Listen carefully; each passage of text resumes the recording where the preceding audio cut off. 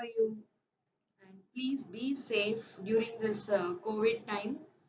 Okay, now we are going to see the most important thing, which is how to clear the RV exam.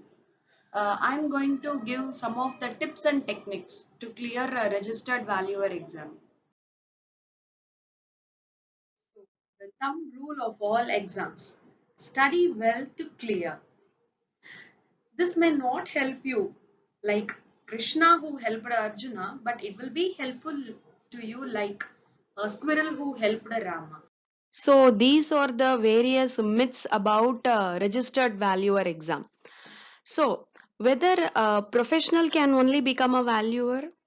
Absolutely no. Even a BCom graduate can also become a registered valuer.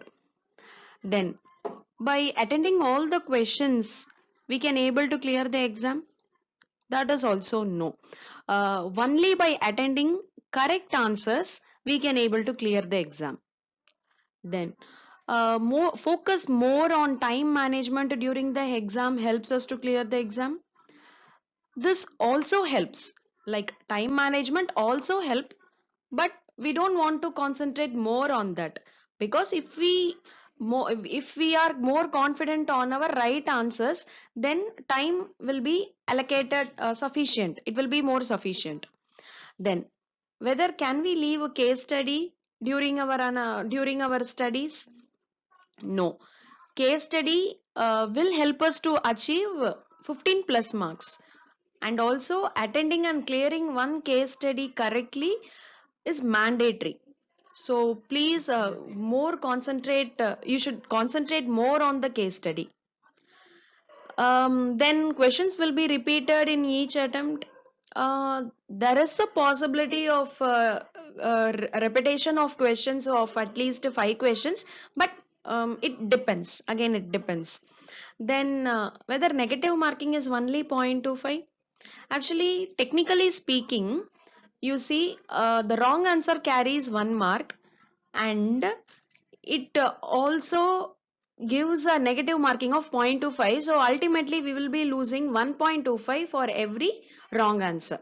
So I can say that totally 1.25 you will be getting reduced for a wrong answer.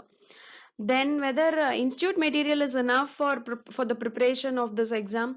No. You have to go through lots and lots of details in the internet, and we have to gain knowledge on that as well. These were the statistics which we derived.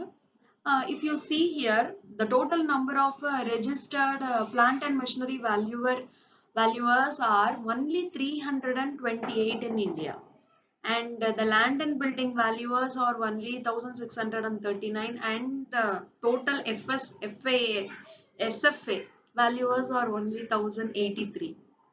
So then which means here we can say that uh, there is a huge opportunity for all the people who are studying this. And the important thing to note is that the average attempt for the SFA is a 7 to 10 attempts. So we should not just like that, we should not think like in first attempt we can able to clear. So not like that. The national average attempt for an SFA is 7 to 10 attempts. So now we are going to discuss some of the tips um, while studying the exams. So first of all, group study. This group study helps a lot. Like if you and your friends or a group of 10 people who are trying to clear the exams. So if you are attempting, you will be getting 90 questions each. That means totally 900 questions. So in the first attempt itself, you will be getting a 900 questions and answer.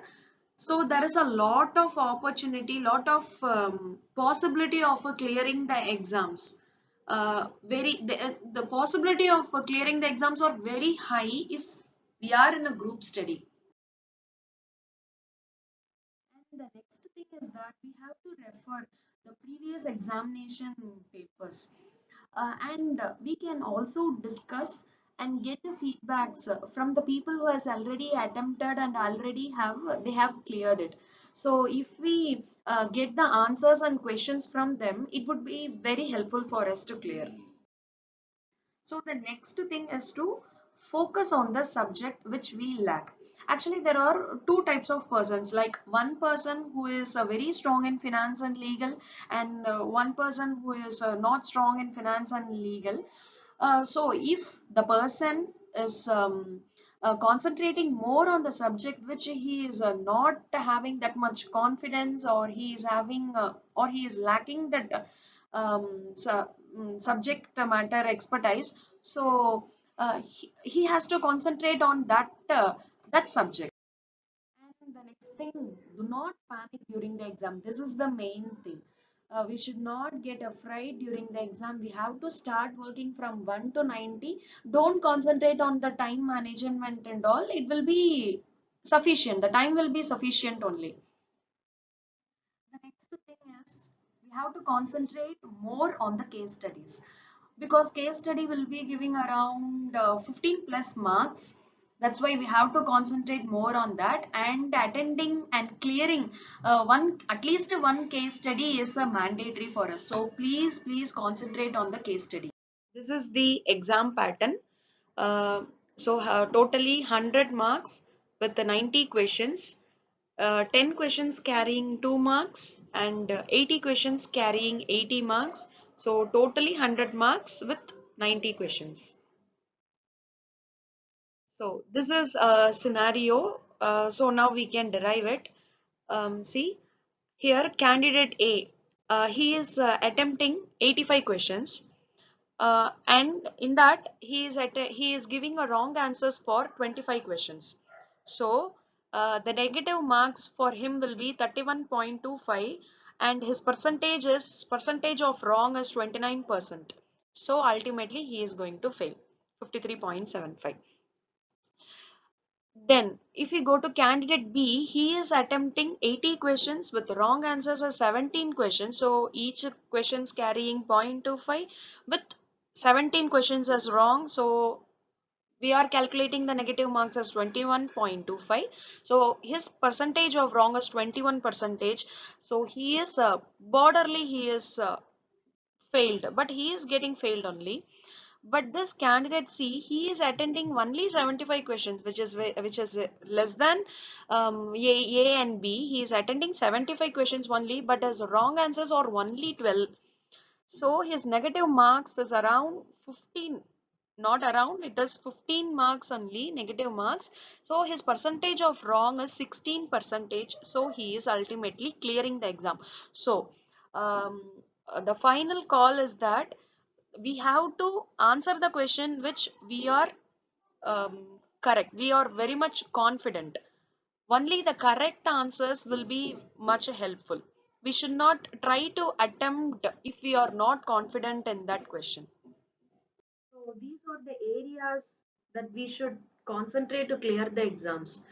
See, the people who are not having a finance or a legal background, they have to concentrate on both these columns equally.